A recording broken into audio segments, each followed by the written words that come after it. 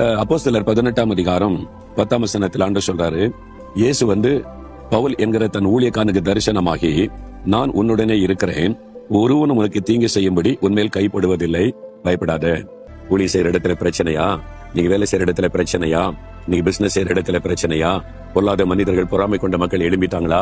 ஊழியத்தை தடுக்க, சபையை கெடுக்க, பிசினஸை கெடுக்க, உன்னுடைய வேலை விட்டு தூக்க நீ பிரயாசப்படுறாங்களா? பயமுறுத்துறாங்களா? அன்று சொல்றார், பயப்படாத. அதெல்லாம் நடக்கும். உன்னை சுத்தில உள்ளவங்க உனக்கு விரோதமா பொறாமையினால நீ அழியட்டு நீ பிளான் பண்ணுவாங்க, மந்திரவாரம் கூட பண்ணுவாங்க, உனக்கு தீங்கு செய்ய முடியும் இல்லாத பொல்லாத காரியத்தெல்லாம் செய்வாங்க. அதிகாரிகளை தூண்டி விடுவாங்க, ரவுடிகளை தூண்டி விடுவாங்க, உன்னை டிஸ்டர்ப் பண்ண நினைப்பாங்க, உன்னை விரட்டிடணும் நீ நினைப்பாங்க, உன்னை முடைக்கிறோன்னு நீ நினைப்பாங்க. ஆனா நீ பயப்படாத, இந்த சூழ்நிலையெல்லாம் பார்த்து கலங்காத, நான் கூட இருக்கிறேன். You are not alone, I am with you. நீ தனிமையா இல்ல, நான் இருக்கிறவங்க கூட எப்பவுமே இருப்பேன்ல. எந்த ஆபத்தும் என்னை தாண்டி தான் உன்கிட்ட வர முடியும். நான் உனக்கு துணையா இருக்கிறேன். ஒருத்தன் கைப்பட முடியாது. உன்னை தொட ஒருத்தனால முடியாது. உன்னை தொடுகிறவன் என் கண்மணியை தொடுகிறான், நீ வாக்கு கொடுத்திருக்கிறேன்ல, பயப்படாதுன்னு சொல்றாரு. உங்களை பார்த்து சொல்றாரு, எதுக்கு பயப்படுற மகனே, எதுக்கு பயப்படுற மகளே, நான் இருக்கேன்ல, உன் கூட இருக்கிறேன்ல. அப்ப நான் உனக்கு கேடயமா இருக்கிறேன்னு சொல்லியிருக்கிறேன், அரணா இருப்பேன்னு சொல்லியிருக்கிறேன்ல.